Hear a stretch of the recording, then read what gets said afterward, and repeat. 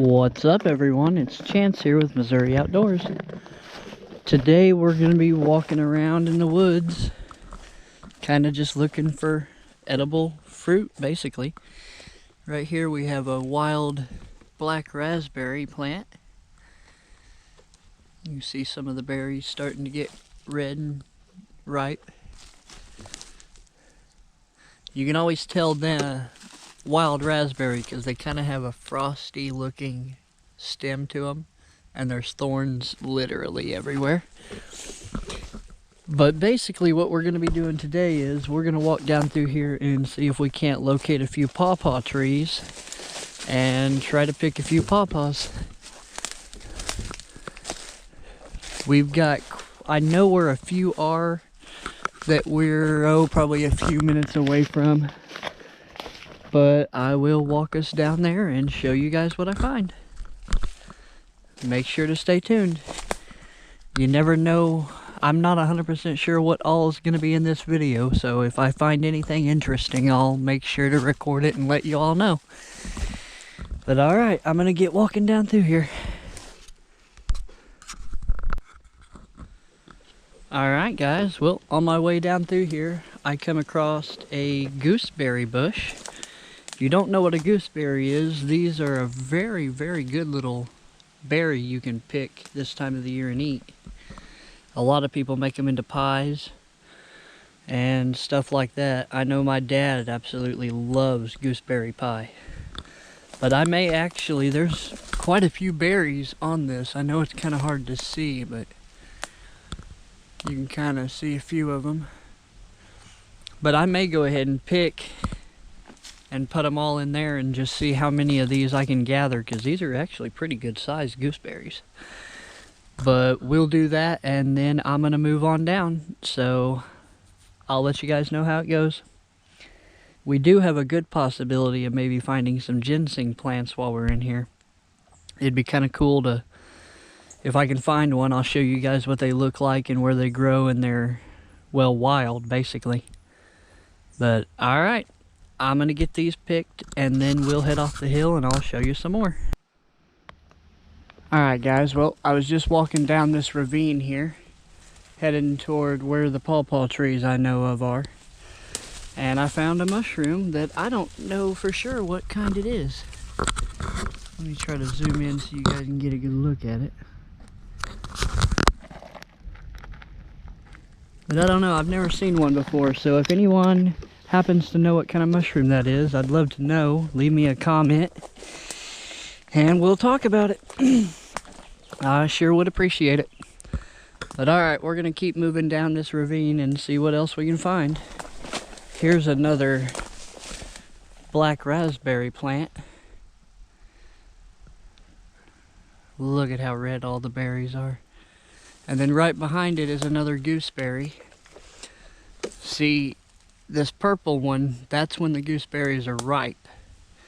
And they're kind of hard to get when they're ripe like that, because a lot of the birds and stuff like that will eat them. But they'll leave these green ones like that alone. And the green ones are mostly what people would cook and eat. So we're going to go ahead and pick the gooseberries here to go with what we've already got. And then we're going to move on down and try to get to them pawpaw trees. Alright. I'll get this done and then I'll get back with you when I find something else. Alright guys, well, I finally found us a pawpaw tree. Actually, there's like 4 or 5 right here. Let me just get it zoomed in. This is what the leaves of the pawpaw tree look like. And I don't know if you can tell. There's a hole there. It's kind of hard to see it. But that right there is a pawpaw. That's a pawpaw tree. This little tree right here is a pawpaw tree. Actually, dang near all of these are. It is a jungle back in here where they are though. But you can see Those are a few little pawpaw trees, and that's a better one. Actually, yeah, that one's actually got a decent pawpaw on it. A lot of these smaller trees don't produce a lot, but you can't hardly tell, but right there and right there, there's a cluster of like 5 or 6 pawpaws together. I probably ought to come back in like a week or so and pick them. It's probably about when they'll be done. But alright, I'm going to walk on down the ravine a little bit and try to get you guys a better example. But this is what the leaves of the pawpaw tree would look like. So that's what you're looking for when you're going out looking for pawpaws. But alright, I'm going to go down and see if we can't find a few more fruits that are a little further matured, so I can give you guys a good example of what they look like and everything. So stay tuned.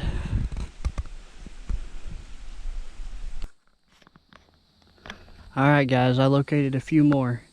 These are actually bigger pawpaw trees. Kind of give you a look at its bark. And then an idea how tall it is, and I'm going to try to zoom them in for you. It's kind of hard to see it. Right up there, there's like 5 or 6 fruit that are actually pretty big sized. But I got one down here I can show you. You can see this is a pawpaw tree too, just a lot smaller. Now let me see where that one was. Oh, come on, I saw it a while ago.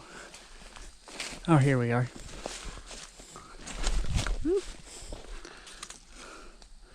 That's what the pawpaw looks like. They're kind of like a banana style fruit. And that one's fairly actually good sized. But here in about another week or so, hopefully these should get ripe. And a lot of them will fall out of the tree. But there is quite a few up there. I know it's really hard to see because I can't really get you up closer, but yeah, well, you'll get a better look in like a week or so when I come back and start picking on them.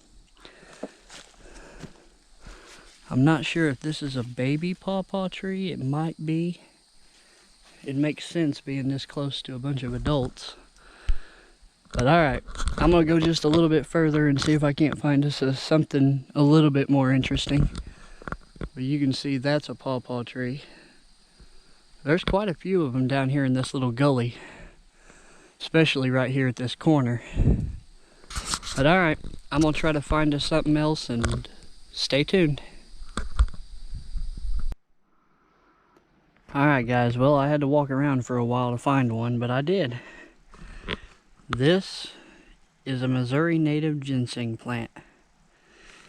You can see how it comes off at the 4 nodes.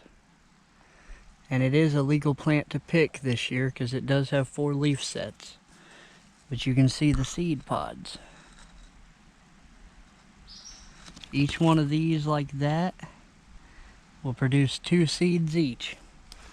And traditionally you dig this up, you dig up the root, and then you plant the seeds back in the same exact hole. Actually, it's a law that if you do dig the ginseng for your own, you can dig it on conservation areas as far as I know from what I looked up like a year or 2 ago. But it has to be for personal use only. If you find it on private land, as long as you have permission from the landowner, you're allowed to sell it in the ginseng market. So since I have permission to be here, this would be a plant I could technically sell. And being a 4-pronged plant, it could be anywhere from 6 to 100 years old, honestly. Because once they get 4 prongs, they usually don't get very many more. Sometimes they do, sometimes they don't. But this is definitely a mature plant. You can tell by the height, the stalk, and the fact that it's got 4 leaf sets. But I just figured I'd try to end on a really bright note, and that is a really, really good find. About 100 of those, and we could actually make some money. But alright, that's probably going to do it for this video in case I find something really cool on the way out that I didn't notice the first time coming in. Make sure to leave a like, a comment if you want to, and make sure to subscribe to the channel. Every little bit helps and every little bit counts, and I appreciate every single one of you. But alright guys, if you haven't yet, make sure to check out the Facebook and the Patreon page. Links are in the description below. But alright guys, have a good one.